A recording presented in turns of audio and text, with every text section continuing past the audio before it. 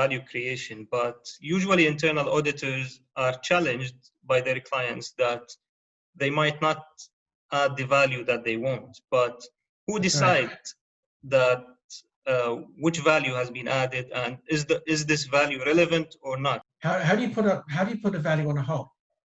Is it the sellers decide how much it's worth, or is it the buyer? It's the buyer, right? It's a person. Something is worth as much as somebody is willing to pay for it.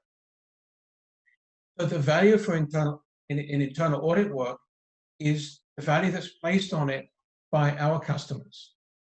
Our customers are management and the board or the owners of the organization. These are the ones that place a value on it. And if they can see value in what we do, then they're willing to resource it. Unfortunately, many organizations do not see an awful lot of value in internal audit because we audit accounts payable, we audit payroll, we audit all this other stuff. And how many companies have you ever heard of that failed because of failures in managing accounts payable? And yet, we don't look at the things that do matter, such as the ability of the organization to come up with new products, to keep their customers satisfied. How many auditors actually go out and talk to customers or assess how the customer service organization is doing? How many, and therefore, we're not necessarily looking at the things that matter to the organization. I ran across this individual in New Zealand. You talked about Australia. Ran across this individual in New Zealand who was a CEO and owner of his own company many years, and then he became mostly retired.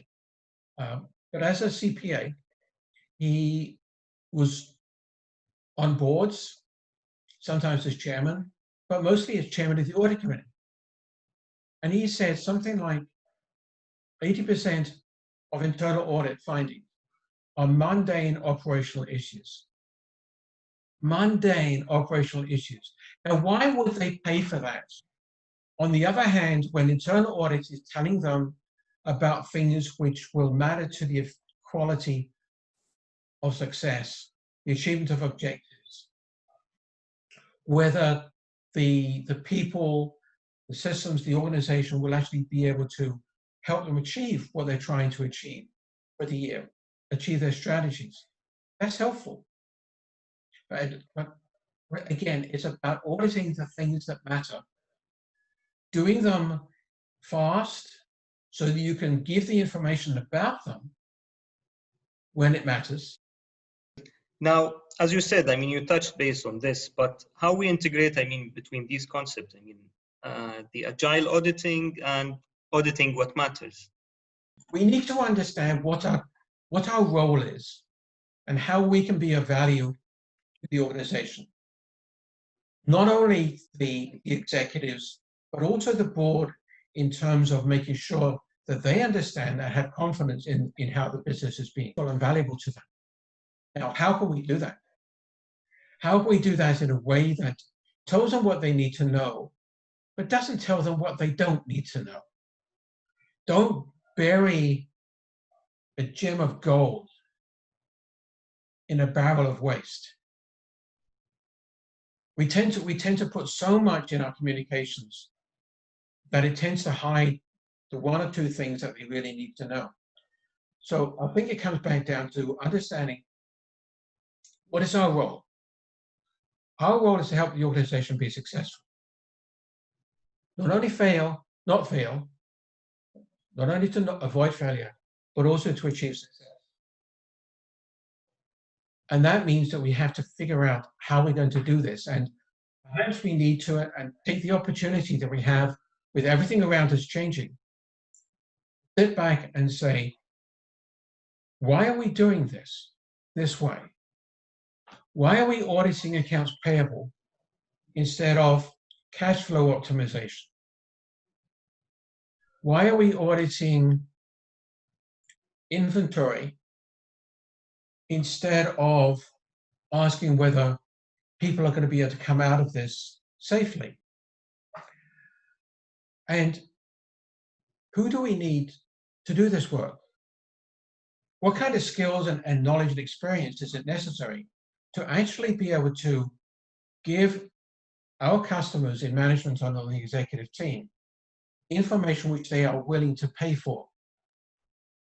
They trust it, it's insightful, it helps them understand what's really happening, and it gives them confidence that they can actually achieve their objectives. So who is it that we need to do that? How do we need to do that? So again, this idea that it always has to take weeks to do an audit. The objective is not to do the audit. The objective is to provide the assurance.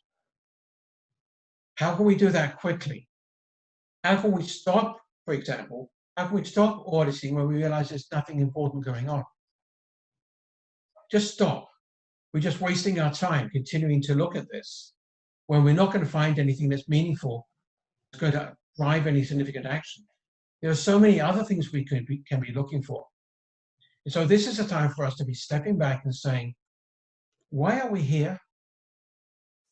How can we get to where what we're doing really matters? And the executives and the board can say, we really needed you. You helped us through this. And we want you to grow because we see the value that internal auditing does. And we'll continue to do as we develop and grow and expand into this new world in latter part of 2020 and into 2021. Great. If we want to close, I mean by giving 3 tips for the internal audit professionals from your side. So number 1 is, you're not an auditor, you're a business person. And your job is not to perform audits, your job is to help the organization be successful. That's number 1. Number 2, don't be complacent. In one of my posts this last week or so about rethinking how we do risk assessments, somebody wrote that they've been doing things this way for 25 years. It's worked for them. They're not about to change. That's a terrible approach.